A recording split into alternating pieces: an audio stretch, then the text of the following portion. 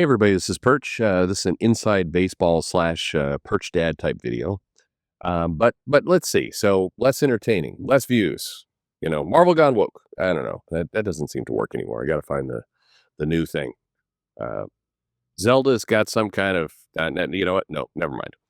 Anyway, I just got done going to Dallas Fan Expo, so a couple days there. Got to meet Wes in person, which was great. A bunch of the other guys who show up on his live streams, the aficionados live stream, which was nice. Finally got to go and have a quick chat with Mr. Snyder here, and I don't know, hold your breath, but maybe someday we'll get this thing done. Apparently, it's my fault that we haven't gotten it done. I don't know. Anyway, we'll figure it out some way, somehow. Got to spend a little bit of time with Philip Kennedy Johnson and Ben Temple-Smith. By the way, I mean, first off, and so these are just some observations I make, and a lot of, some of you won't agree with them, but I just want to throw it out there. First off, for Ben Temple-Smith, if you ever have a chance to talk to this guy, first of all, he's, amazing, clever mind, really wicked smart, and definitely thinking about different angles in comics a lot more. I mean, there's a lot on his mind, and such an absolutely beautiful creator in terms of, well, I mean, he dresses very fancy, so definitely have that. But just the way what he creates is just breathtakingly amazing. I think I mentioned this many years ago when one of the first times I chatted with him. I said, your art is dangerous. And it's a good description, but it's also just beautiful. I mean, Roddy's doing this 30 Days a Night bit. I know, I doubt Ben would want to go back to some of that, but if you want to print money, I think you just you get him reunited on that book. But he's done so many other things. So absolutely great guy. If you ever get a chance to talk to him, not only are you going to see the best dressed guy at the convention, he's a real great guy. Another great guy, actually, by the way, soft spoken, but just deep knowledge, kind of cares and like doubles back to make sure that he says hi, is Ram V, who, it's, love him, or whether you love his work or hate his work or anywhere in between. Again, very class act. If you ever get to see him at a con, he's just a very clever guy, very nice guy, and he thinks through a lot of these things. The person that I think is fascinating because well, I'll explain my reasoning here. Philip Kennedy Johnson. I mean, I watch this guy, go into deep conversations with fans. Doesn't have to, would make more money if he moved them along faster. People with kids, he's coming up, he's signing books for kids, signed a book for my daughter.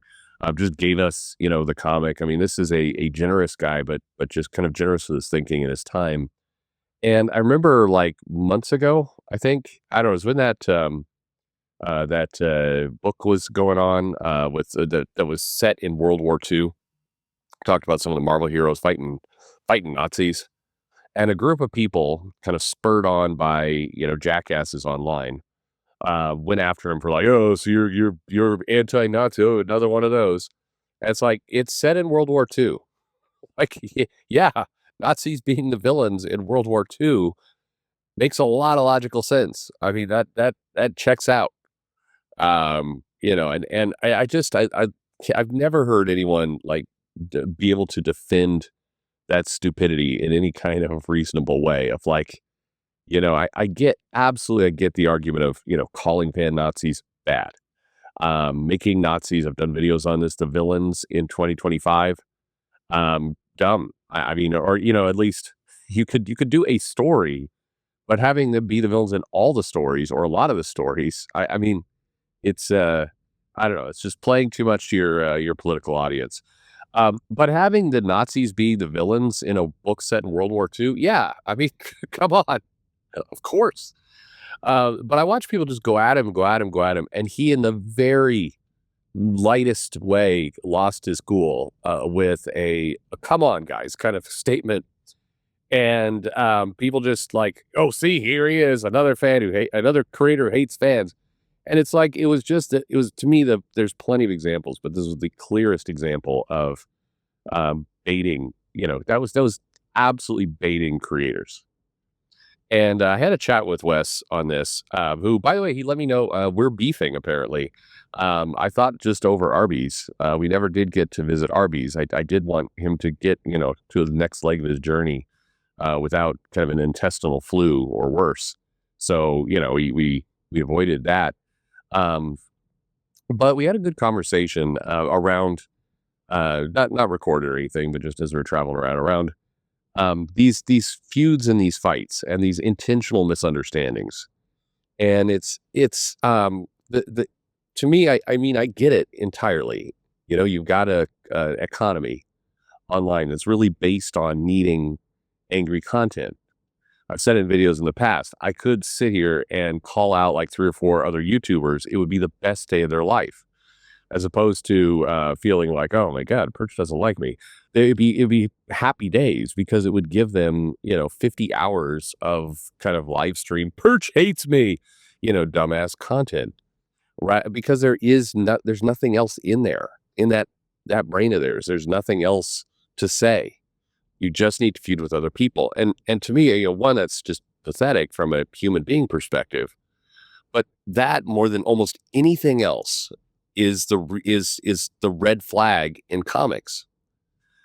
Sitting there observing the Fan Expo. By the way, just to put a pin in that, Wes and I are not feuding. So I don't know.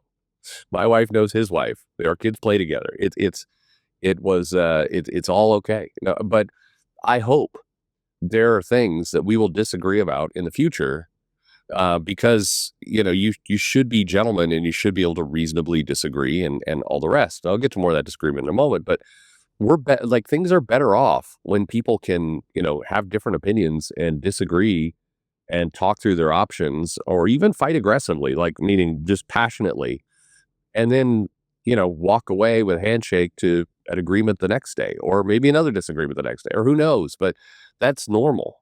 That's normal kind of human behavior all over. We have been since the previous elections and COVID and other things, we've been wired to be more tribal, and it's against our nature. It's not healthy, and it's just that it's definitely making a small handful of people rich, while everybody else is used as pawns to just kind of argue with each other. I made he and I were talking. I made a comment about this DC Pride poster that they're using for 2025, and I posted up the image. And what caught me when I saw it and when I posted it was it just looking at it, from a business perspective, pure business perspective. There is an audience for what was on that poster. If you were to put that on Webtoon, it would fit perfectly. Like it's hitting that demographic dead center. It's done in kind of a nostalgic Saved by the Bell kind of style, and it works. Like it absolutely does work, because you put it in the right audience. I use the analogy of, and just overly simplistic, but you wouldn't advertise a vegan dish in a steak restaurant, even though there'll be somebody who raise their hand and go, well, what if, a group of people's going into a steak restaurant and there's one vegan? Shouldn't they have something to eat? Yeah, they should. And I mean, I guess there's salad. I'm kidding, but it's always good for a business to make sure you got something for everyone. But what you market and promote, what gets people in the door, has to be your core. You can't just market and promote all things all at once. A steak restaurant is going to promote steak. It's going to promote it's dry aged and all the rest. And that's just logical business sense, right? And for all comic creators, people, publishers, I talked to a ton of indie people at tables at the event. I talked to a couple of Marvel editors over there for some reason. The very simple rule is figure out what your core is, market to your core, and be somewhat unapologetic about it. And for Marvel and DC, they are in a superheroes business. If you looked at how, Scott Snyder, who was the kind of the big cheerleader and ringleader for the Absolute Universe and all that stuff was going on, look at how he marketed those books and promoted them. He did it in a way of really leaning into the bombastic superhero, pull no punches kind of action. And it worked. You could have very easily promoted that line of a deconstructed tale of Batman and toxic masculinity.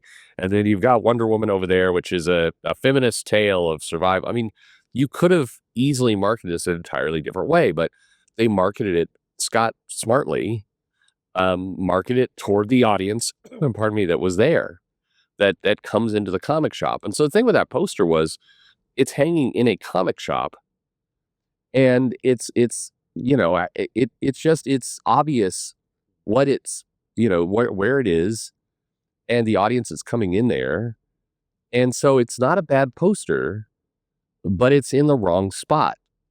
It's in a place that's not going to promote those books, because people coming into a comic shop to buy comics, they grew up on Apollo and Midnighter, or at least several decades now of Apollo and Midnighter in comics, for an example. And what they like about Apollo and Midnighter's characters is that they are violent, and that it is a crazy action in the superheroes, and they're gay. They don't, their knowledge of those two characters is not that they cuddle and cook together. In fact, you can make a really strong argument that that's very much not their character. You had Batwoman up there in a relationship that blew up. You have, I mean, it's off for that audience. But I did have people come in and comment, and I say this respectfully, if a nerdette is listening to this one, saying, she did I like this. I don't see the problem with it. Yeah, I didn't say there was a problem with it. I said it was in the wrong spot. It's the problem is it's applying the business to the wrong area. And what that does is it turns off the core audience that is on board with Midnight or Apollo and on board with everything about them, including the fact they're gay. But they're there to buy a book that is violent, that is a superhero book. Not all of them, by the way. This is kind of back to the vegan example. Yes, there's one person out of 100 that's going to walk in there and be like, this is exactly for me. And that's awesome. But front and center, you need to promote your majority. That's how you make money and stay in business. And you need to generate that new audience by going where that new audience is. And they're not in the store. But there was, what I want to point out there, and what's related to all this, is the amount of gaslighting that then kicked in. Not from Nerdette, just to be fair. This is not poking at her. I'm not trying to start one of those feuds that I mentioned earlier. Perfectly fine, makes good content, does her thing. It's good. Okay, but some of this, for lack of a better word, sycophants that come in here, so you see her posting, and they're like, oh, here's another bigot. If that's what you took away, I asked Wes this. I'm like, do you why? What could I have said that would have made it clearer? And I'm paraphrasing his comments. Like, they know it. It was clear. They know.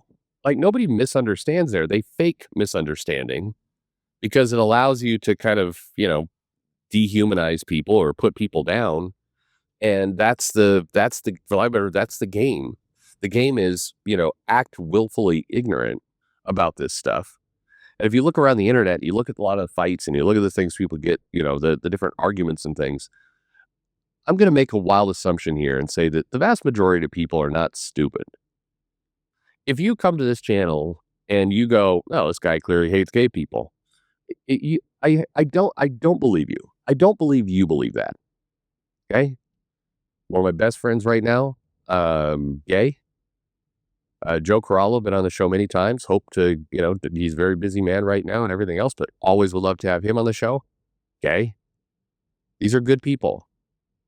If that's your takeaway, I don't believe you. I'm past the point of saying, well, no, let me explain to you how I actually feel. No, you know how I feel. You're intentionally doing this. Why? This is the answer. I don't have the answer. It sounds like Wes had more of the answer. I don't have the answer. Why are we pretending to be ignorant? Why are we pretending that, we can have arguments and they're not just, disagreements of opinion?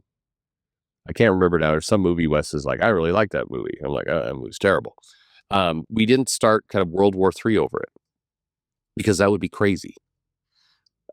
So I don't like, I mean, it's granted, it's the internet. But I'm over it. I'm tired of it. And I think I'm going to let that exhaustion pour more into it. If I come into the comments and like somebody's like, oh, I don't know, you know better. I'm going to start treating you guys like you're smart. Which means if you're doing this fake, like, oh, I don't know kind of stuff, then no, I'm going to assume you're just lying and trying to do something else. But how this bleeds into the Fan Expo, I mentioned red flags. To me, there are a number of red flags in comics right now, and it's certainly part of it is this disengagement is a big one for sure.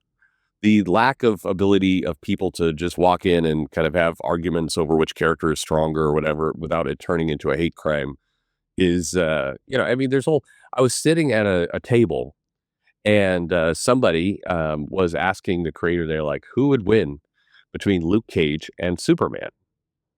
And then before the creator could answer, it was like, okay, unbreakable skin, Superman. The guy's like, just to be clear, I'm not advocating for black people to get punched. It's like, it was such a weird, like, who's thinking that? Nobody sane is thinking that. That's not what we should be thinking about when it comes to comics. Who could win a fight, Luke Cage or Superman? I mean, I'm saying Superman. Yes, he has the unbreakable skin, but I think he could just toss Luke Cage into the sun and be like, figure it out. So, I mean, you'd have to also assume that Superman's willing to murder, because if Superman's going with full Boy Scout values and Luke Cage is like, yeah, I'm going to win this fight, then I think you may have an interesting fight on your hands, but still, I think Superman wins. But all the rest, nobody who gets that question is thinking, this person must be a racist because he wants to see a black guy get punched. No, nobody is thinking that. It's absurd. And we should actually have less tolerance for the people who are doing that. There's a lot of that in comics right now. The other thing I noticed, and this goes more to the business side, is, Scott Snyder, Greg Capullo are the kind of the big guests there in terms of the comic creators. I mean, the true big guest there was John Cena, who, man, everybody was there to see John Cena.